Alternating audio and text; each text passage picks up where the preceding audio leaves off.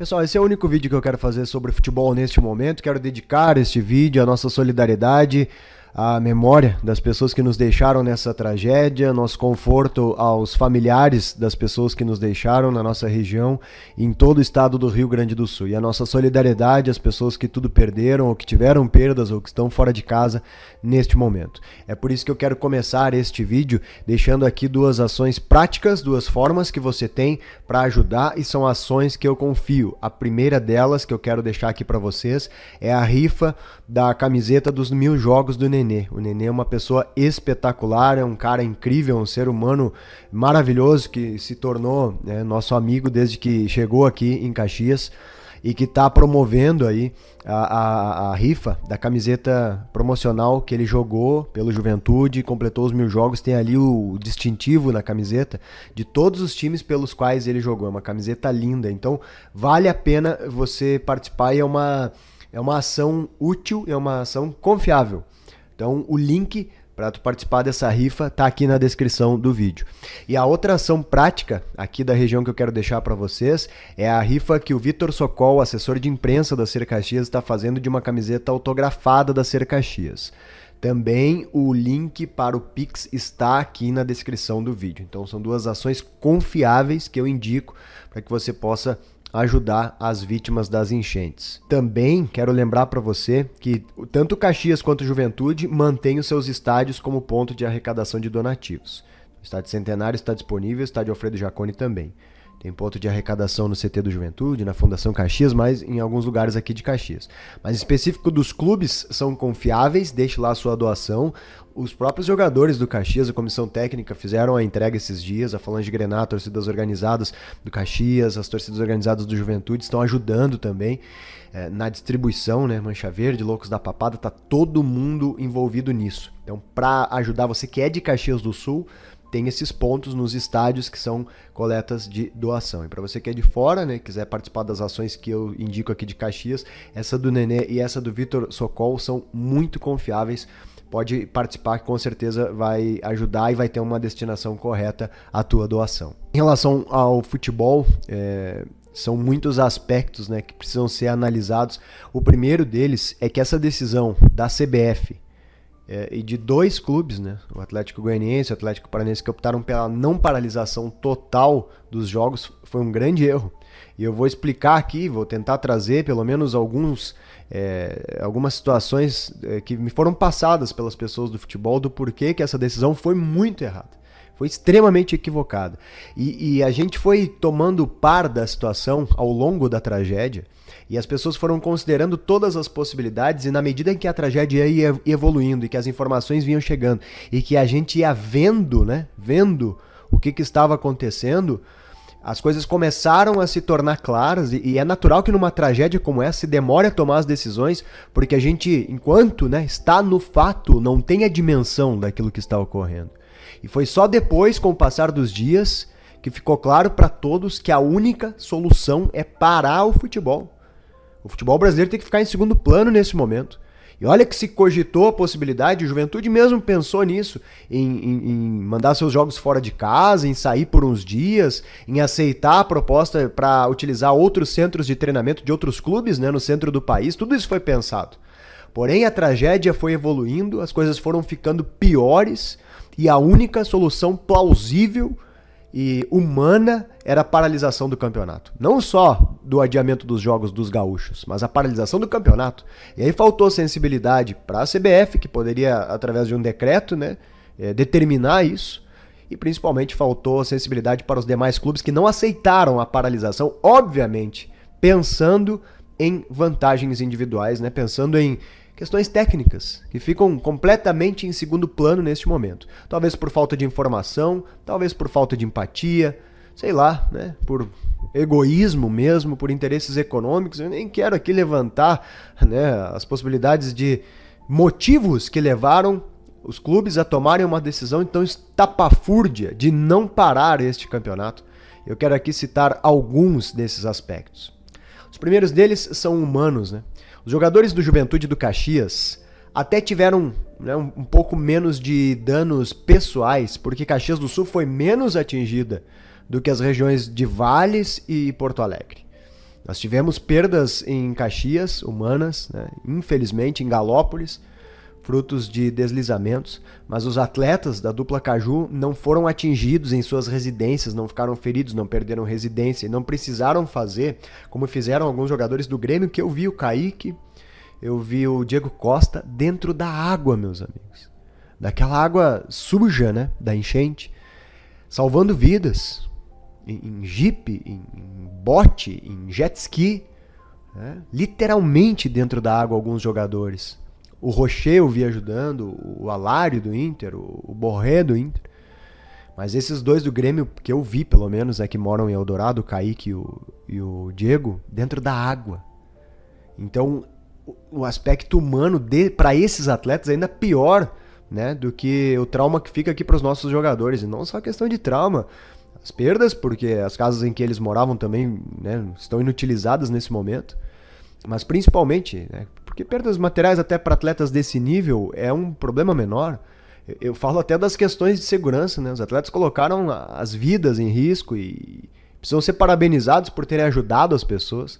O Grêmio está considerando até, né, uma possibilidade aí de cuidados, e tem que ser mesmo, tem que considerar isso, né, de leptospirose para esses atletas, porque entraram em água suja, né? A gente sabe que isso é perigoso para todas as pessoas que entraram nas enchentes. Então começa por aí, né, a impossibilidade de ter futebol, né, gente? Com atletas que se tornaram voluntários para salvar vidas dentro da água. É impossível pensar que esses atletas vão conseguir jogar futebol daqui a 3 dias. E aí chegamos às perdas materiais, porque os CTs da dupla Grenal foram destruídos, não só alagados, como destruídos, né? Todo o material que lá havia foi levado. Os estádios, da mesma forma. Tem bicho dentro dos estádios, né, gente? É um negócio fora do comum, né? Tem ratos, tem baratas. Quanto tempo vai se levar para recuperar os estádios da dupla Grenal? Isso é o de menos. Tô falando das coisas materiais, né? As perdas de vidas, as perdas humanas, precisam ser respeitadas por pelo menos um mês. Por pelo menos um mês. Tem uma outra situação humana que é compreensível. As famílias dos atletas estão assustados, eles não são gaúchos, né? Estão querendo ir embora do estado do Rio Grande do Sul, e se entende. O Renato mesmo, técnico do Grêmio, já foi embora do Rio Grande do Sul, foi para o Rio de Janeiro. As famílias dos atletas querem seguir o mesmo caminho, de preferência na próxima janela, querem deixar os clubes daqui. Como alguns deles já deixaram a Ucrânia na guerra. A gente entende isso, né? Se fôssemos nós em outro estado, talvez tomássemos a mesma medida, não é? Então como é que a gente vai falar nesse momento em dar sequência ao futebol? É impossível. Então a solução seria parar tudo. Como o egoísmo falou mais alto, né? Eu não tenho dúvidas que esse é um dos aspectos que determinaram essa malfadada decisão de não parar o campeonato. O que resta agora é que o prejuízo técnico, né, para os times gaúchos é imensurável. Sem falar do prejuízo humano, né, da falta de sensibilidade humana, que isso aí não caberia nem discussão.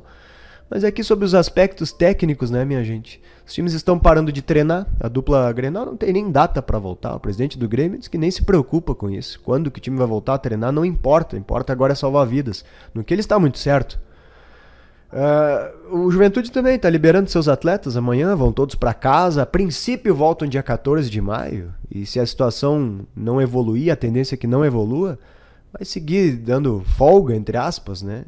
Deixando os atletas respirarem com a família deles, né? No centro do país, no Nordeste, onde quer que eles residam. Enquanto isso, só a solidariedade é o que mantém os nossos clubes, a arrecadação de donativos, ações, como essa do Nenê que eu citei e tantas outras. O vídeo que o Juventude fez hoje, os jogadores do Caxias indo a campo aí, indo à rua para fazer as entregas. É isso que sobrou. Tecnicamente, a parte de controle fisiológico está comprometida, equilíbrio físico está comprometido, os preparadores físicos, os fisiologistas já não tem mais como manter o elenco no mesmo estágio físico, nem de Grêmio, nem de Inter, nem de Juventude, nem de Caxias, nem de nenhum dos times gaúchos. O ritmo de jogo, como a gente popularmente fala, vai ao zero, praticamente volta para o nível de pré-temporada. Daqui a um mês, se é que vai voltar o futebol gaúcho a jogar daqui a um mês, quando enfrentar os adversários que não pararam de forma egoísta, o nível vai estar muito grande, de diferença, né? O nível de diferença ou desnível técnico entre as equipes. Vai ser impossível para os times gaúchos competirem em alto nível contra equipes que estão em ascensão física, tendo os nossos times parado, e não é pré-temporada, não é descanso, não é folga. É uma parada forçada por uma tragédia. É uma parada traumática. É uma parada que causou prejuízos materiais, emocionais. Como é que vai competir contra equipes que estão jogando quarta e domingo em ascensão física? Vai ser impossível. Essa rearrancada dos times gaúchos vai ter muitos resultados negativos, porque é impossível. As condições estão muito desequilibradas. E lá no segundo semestre, depois da janela de transferência, onde eu já falei que a tendência é que os nossos times percam jogadores porque os familiares dos atletas atingidos querem deixar o estado do Rio Grande do Sul, os outros clubes vão se reforçar na janela e vão estar no seu auge físico, quando os nossos clubes aqui do estado vão estar jogando de 2 em 2 dias, ou no máximo de 3 em 3 dias, com viagens no meio, para tentar recuperar esse calendário que ficou para trás. É um absurdo. Os nossos times estão condenados tecnicamente, a menos que façam uma epopeia técnica improvável e impossível. Impossível. Se os nossos clubes conquistarem seus objetivos, né? O Inter, que falava em ser campeão brasileiro, o Juventude, que queria permanecer na Série A, o Caxias, que pensa em subir para a Série B, os times que estão jogando a Série D, que querem subir para a C, se eles conquistarem esse objetivo, será um milagre, né? Porque é impossível tu equiparar condições com esses times que não pararam de jogar. Então é um absurdo, eu não encontro aqui adjetivos, né, para qualificar essa decisão de não parar o campeonato. O Rio Grande do Sul não tem cabeça para futebol por 30 dias, 60 dias, talvez 90. E ainda que tenha cabeça, né, se a gente conseguir superar tudo isso emocionalmente, como é que vai competir fisicamente com esses times, minha gente? Como é que vai competir tecnicamente, financeiramente, logisticamente, com tantas viagens a recuperar? É o fim do nosso objetivo, né, em termos esportivos, para todos os times do Rio Grande do Sul. Para Grêmio, para Inter, para Juventude, para Caxias, para Brasil de Pelotas, Novo Hamburgo, Avenida, Ipiranga, São José, os times que jogam todas as divisões aí. Da divisão de acesso a situação ainda é pior, porque o campeonato já está praticamente condenado, equipes que têm mais dificuldade financeira, jogadores que têm mais dificuldade financeira, atletas que perderam tudo em suas residências e de seus familiares. É uma situação muito pior, inclusive, do que a dos atletas desses níveis maiores de séries A, B, C do Campeonato Brasileiro. A decisão de não parar o campeonato, para mim, é literalmente uma sentença de condenação para os objetivos técnicos dos nossos times. Sem falar da insensibilidade, da insensatez de quem não quis parar essa competição. Como eu disse, lá no início da tragédia, a gente até ficava considerando outras possibilidades, né? O pessoal tava pensando, tá, vamos ver como é que vai ser, se vai dar para sair daqui. Isso foi antes de fecharem o aeroporto de Porto Alegre, foi antes das águas tomarem os CTs da dupla Grenal, até se tinha ideia de sair do estado, mas, como eu disse, na medida em que a tragédia foi evoluindo, ficou claro que nada disso era possível e que a única solução era parar por um bom tempo o futebol brasileiro. E, infelizmente, essa empatia não veio. As pessoas, os times, eles acham que só os 3 gaúchos é que serão prejudicados, e eles vão perceber lá na frente que eles também serão prejudicados com o calendário deles. Eles não se deram conta que os 3 times gaúchos não jogam só entre si, no caso da Série A, né? Eles jogam com eles próprios, em todas as divisões. Então, foi uma insensatez enorme, e eu temo, sinceramente, pela sequência dos nossos times aqui do Rio Grande do Sul nessa temporada. Acho que é uma temporada perdida. É o que a gente tem para falar de futebol, né, gente? Em que pese isso seja muito menos importante do que os nossos esforços para recuperação de todos aqui no estado do Rio Grande do Sul. Dá uma olhada então aqui na descrição do vídeo para poder ajudar essas ações que são aqui de Caxias do Sul. Muito obrigado pela atenção e pela ajuda. Fiquem todos bem. A nossa solidariedade a todos nós, né, gaúchos, que de uma forma ou de outra fomos afetados com essa tragédia.